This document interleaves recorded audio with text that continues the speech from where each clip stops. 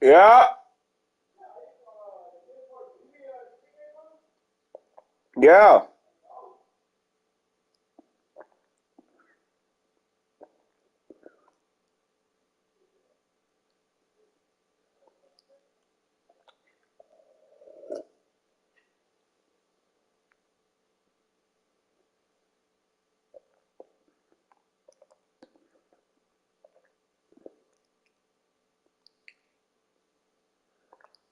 Drew, but I can teach you how to shoot, make your free throws.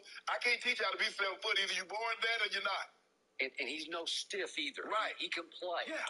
And he's just a baby. So would I take him second? Stiff either. Right. He can play. Yeah. And he's just a baby. So would I take him second? Stiff either. Right. He can play. Yeah. And he's just a baby. So would I take him second? Stiff either. Right. He can play. Yeah. And he's just a baby.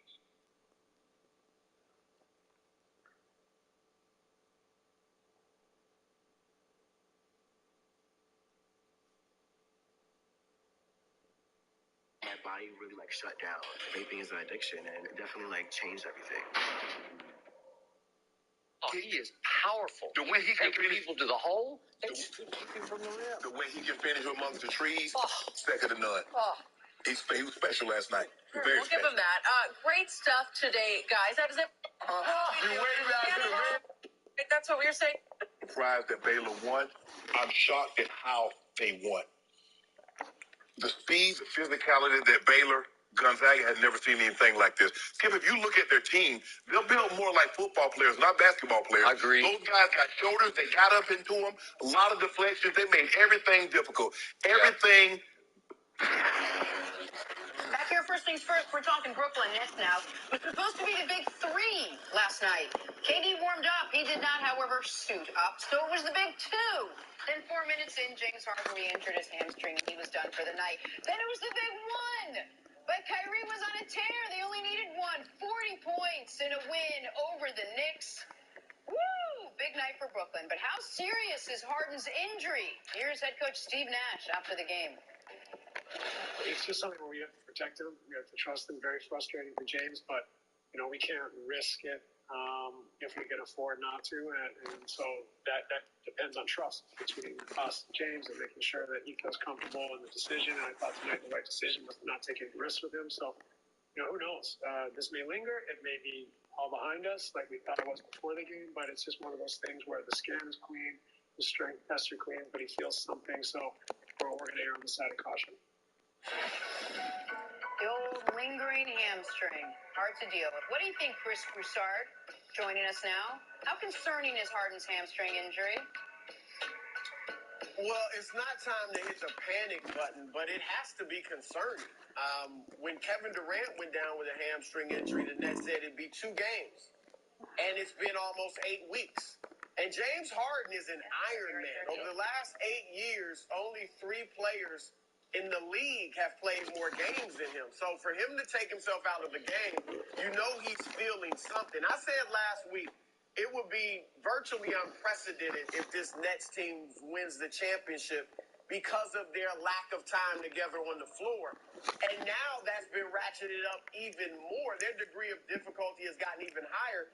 It's very possible, if not likely, that they may go into the playoffs with their big three having played about 15 games together. And for them to win a championship that way, I know they're talented as all get out. I've picked them. But this is starting to be concerned because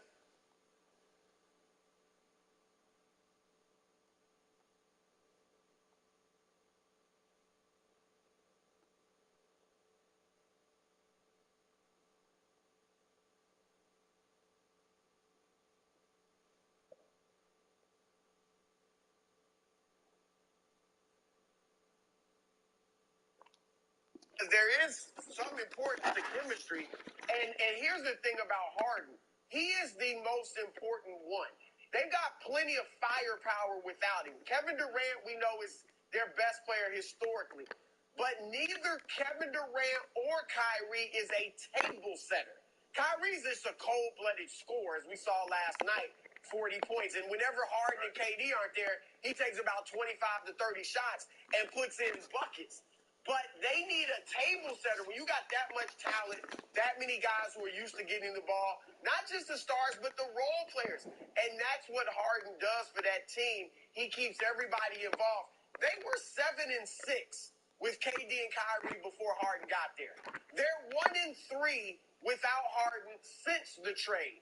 They're 27-7 with James Harden, most of that without KD. So they gotta get healthy and get these guys on the court together if they want to win a championship. Yeah, but the only thing they should be concerned about is the seeding in the East. Are they number one or are they number two? They're battling with the Sixers right now. The other thing they should be concerned about is chemistry right now. And we keep talking about chemistry between the big three, but what about Landry Shamet? What about Blake Griffin they just brought him? What about LaMarcus Aldridge and Jeff Green? Those are the guys, Joe Harris. Those are the guys that this big three needs to play with. Because the big three, they've played pickup ball before. They played on Team USA before. They got enough chemistry between them. James Harden and KD, they go back to Oklahoma together. So, yes, every year is different. The game has changed. Their games have evolved. They do need to play together. But at the end of the day, they know what the spots they need to be in. They know their roles. They figured that out early. And the last thing that needs to be a concern is the MVP chase for James Harden. James Harden came out a couple weeks ago and said, I am the MVP. And this whole thing that you guys keep talking about, well, the precedent and historical this and historical that, how many games dudes miss. So if he's going to miss games, that's the only thing should be concerned. But this hamstring, I'm not concerned. I'm not concerned with. Why? Because you heard what Coach Nash said. Coach Nash said the image is clean. So as a player, you get hurt. The very first thing you do after practice or after a game, they send you right to the imaging department. You go get an MRI, you go get x-rays, and they go see. I pulled my quad, I pulled my hamstring, and right away, boom, they were able to see, Brandon, this is a grade 2, you're going to be out 6 to 8 weeks. Going back to Miami game, Miami days playing, on Thursday night football, snapped my hamstring, solid right away. And then we fast forward to 2018, popped my hamstring, solid right away. So for the image to be clean, that's a really good thing. I don't know what the hell's going on in Brooklyn.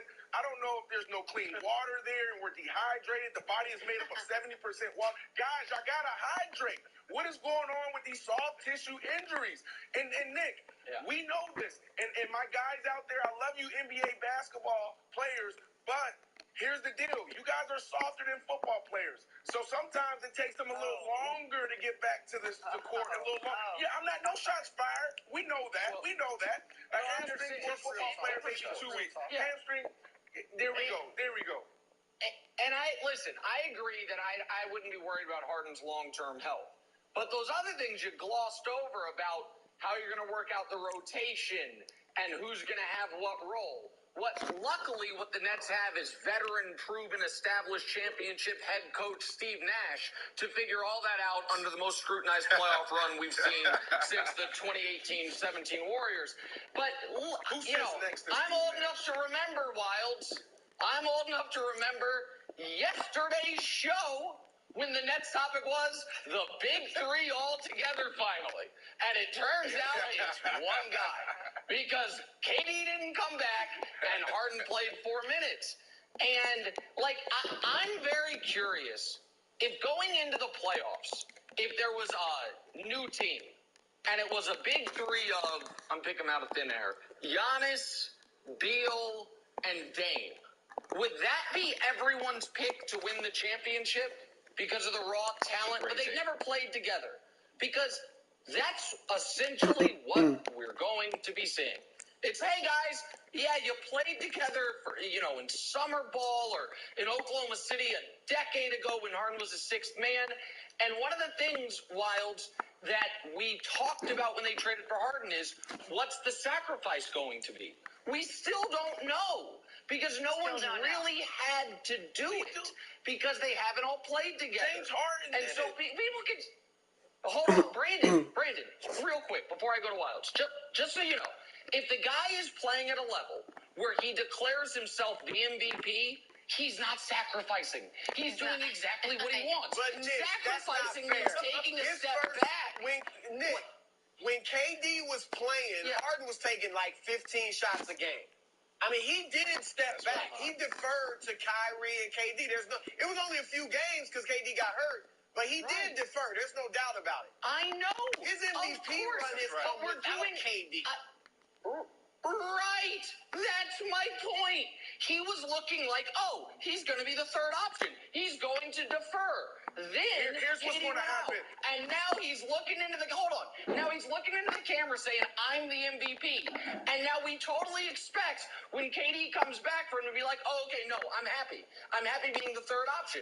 I just want to see it, Brandon, because we don't know that that's going to happen. I just want to see it. He'll do it. He'll do it. All right, here we go, Wilds. First off, the whole coaching situation. You keep talking about coaching. Who's sitting next to Coach Steve Nash, the legend? We're talking about Mike D'Antoni. Don't forget about Coach. And then the second thing, here's the thing about KD. This is what's going to happen. KD's going to come back, and he's going to be the one to sacrifice. You know this. It doesn't matter who is on the court outside of Michael Jordan. You take Michael Jordan out, if there's a hot hand, everybody's saying he's the hot player. Give him the ball. James Harden is hot right now. Keep the ball in James Harden's hands. So when you talk about who's going to sacrifice when all three are back on the court, it's going to be KD. That's what's going to happen. Okay, I don't know about Mike D'Antoni. I think Mike D'Antoni will whisper over to Steve Nash like, hey, how about we let Harden take all the shots? I'm like, Steve Nash like, I guess so. I don't know if that's the plan. Brandon, we make fun of you occasionally because among your many business ventures, you're also supporting several photographers. As every podcaster you do, you have a big photo shoot. But I have a good news for you, buddy. I think you can save some money now because you talked about coming up to New York and, buying all the jerseys for all your brand new Nets players. God damn it. The jersey. When you're wearing a t-shirt, or like a sweatshirt, that's KD. He hasn't played. Now you got your Harden jersey. It's just a regular, that's the James Harden jersey. Just hanging out. And then you have another one of you in a new Nets jersey. That's Blake Griffin's official Brooklyn Nets jersey. Nobody's playing. That's it. That's not what I want to do. That's Kyrie. Sometimes he's hanging out. They don't play, Brandy. Watch the game. One of the most hurt.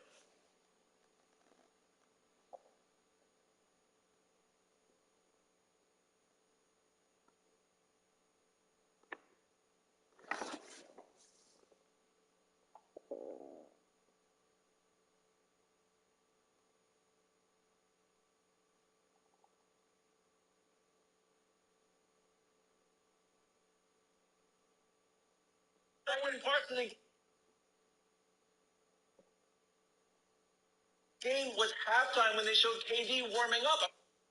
Most self-employed and 1099 contractors have no idea they can actually qualify for a 100% forgivable PPP loan. Trust built to serve. Back here talking yesterday's big NFL trade. The Jets sending Sam Darnold to Carolina for 3 draft picks. New York owns that second overall pick. Clearly they're going to grab a quarterback. Clearly that quarterback is primed to be the next face of the franchise. Sam was supposed to be the last face of the franchise. We got former All-Pro Brian Westbrook joining the conversation now.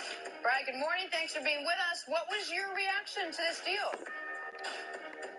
Jenna, good morning. But I thought this deal was a win-win for both sides. If you're the Jets, you get rid of a quarterback and get some draft picks for a guy that wasn't going to play at all because you're going to draft a quarterback. Why'd you take that and if shot? You're the Panthers, a team that's been looking for a quarterback all season. Now you get a 23-year-old quarterback that has some potential, some upside, and you're hoping to be able to tap into that potential. But this deal was done when Joe Douglas went to Zach Wilson's pro day. And I know Brandon loved Justin Fields, but I think Joe Douglas likes Zach Wilson. He saw the arm talent, he saw the athleticism, and at that point, he got on the phone and started trying to find a place to send Sam Darnold. And just think about this, Brandon.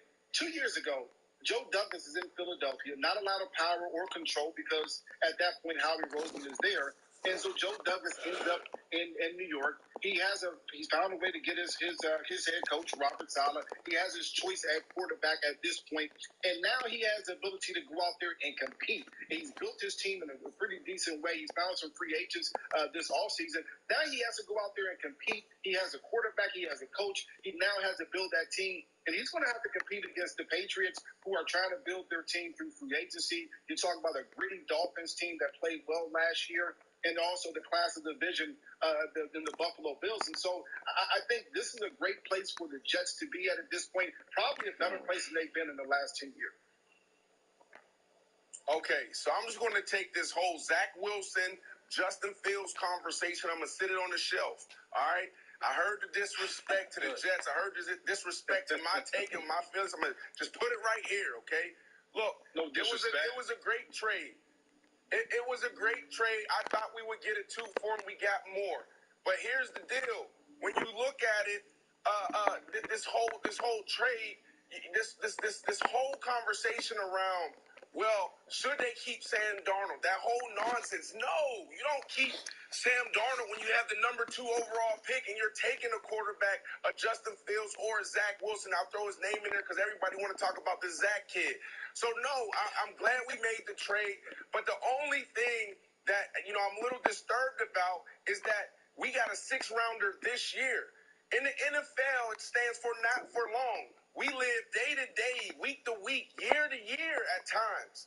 So when you look at that, what is that 6th-rounder going to do for a Justin Fields or a Zach Wilson? What are they going to do for those veterans in the locker room? What are they going to do for those coaches? Now, I know Joe Douglas is known to be a really good college scout. And I made some calls yesterday because I had one interaction with him. I went to the Florham Park, went into the facility. I met him one time, and he was just like a Jesus. I was like, there's not much to him.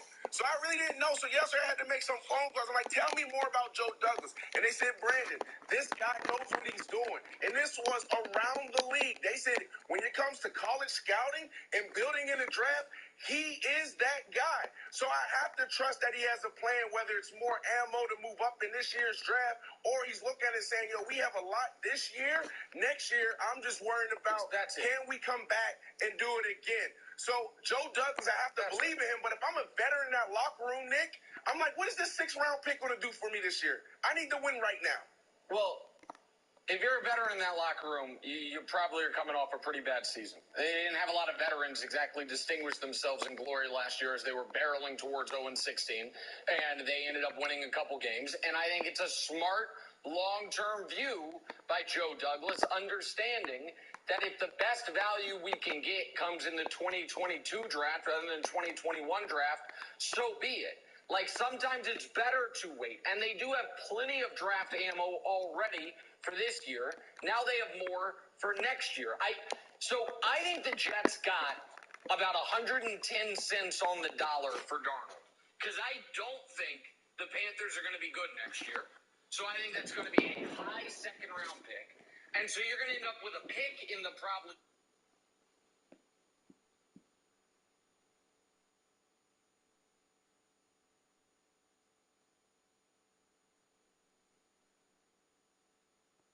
the high 30s, plus a 4th-rounder, plus a 6th-rounder. I also think it speaks to how far Darnold has fallen that 3 years after he goes 3rd overall, getting the equivalent to maybe the 35th pick of the draft all in is considered, at least by me, 110 cents on the dollar. I also think this informs why a team like the Niners thinks they can get a 1st-round pick for Jimmy G. If Darnold's worth a good 2, a good 4, and a good 6, then Jimmy G is worth at least a bad number 1. So I think this is the Jets attempting to build things the right way, and I think taking advantage sounds bad, but that's how I view it. Taking advantage of maybe a slightly over-eager new owner in Carolina, a team that instead of wanting to slow cook a rebuild, wants to microwave it a bit and say, maybe Darnold can be the guy he was in college, but has never shown that he can be in the pros. So I think all things considered, Wilds, the Jets did as well as they could have done, But they'd like to have that third overall pick all over again. And keep in mind, it's worse than that because they traded up from 6 to get Darnold at 3. They ended up trading, including 3 second-round picks to move up. So that's a lot of equity they spent on a player who they ended up getting nothing out of. Well, my reaction, Nick, was that I was happy that Carolina had finally listened to me.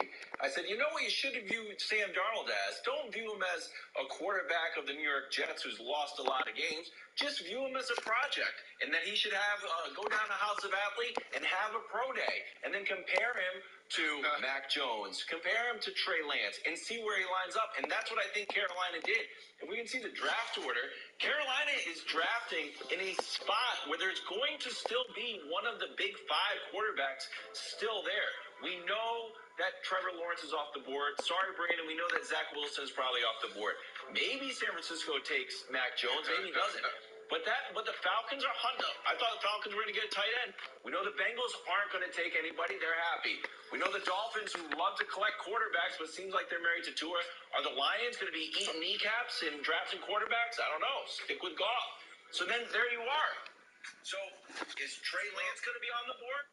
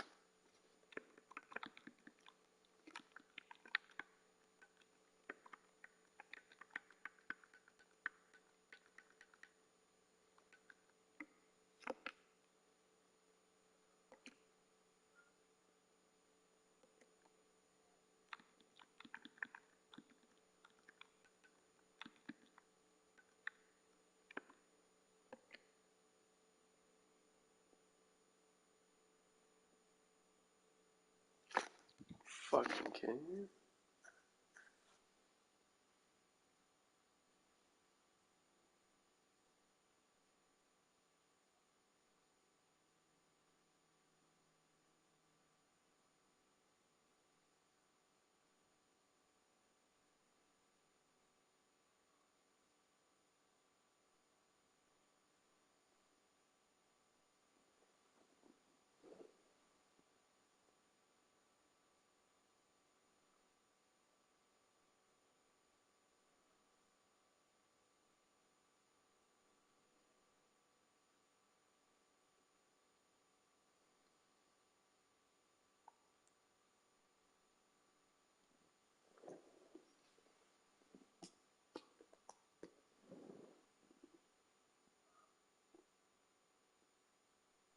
Ridiculous.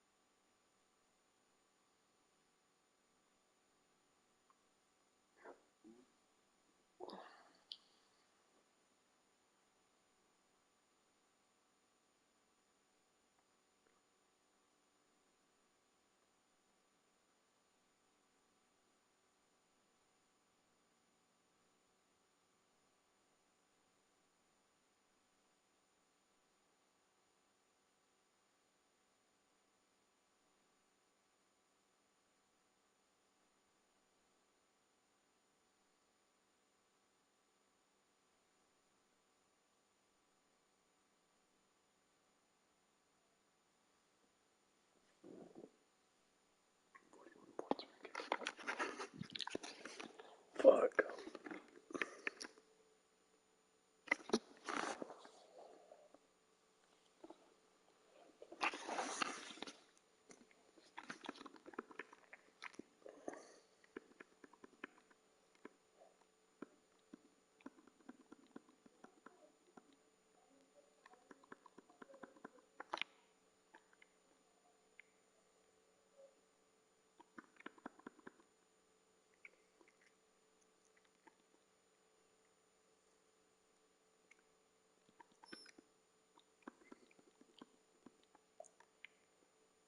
I'm gonna be on the fucking Clippers. I guess I'm Miami. I'm gonna be on the Heat.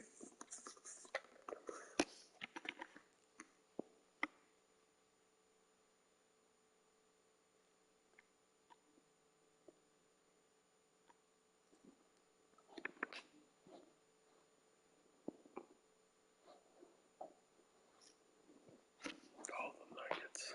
Some Nuggets.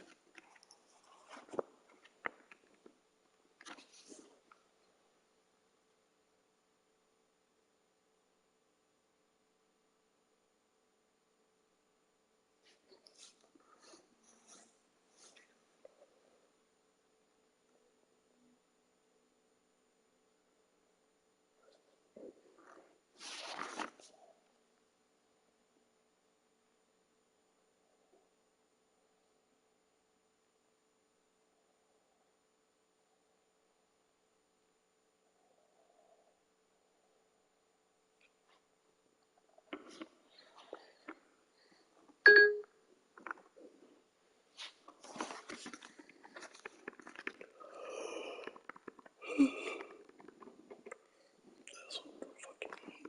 What the fuck?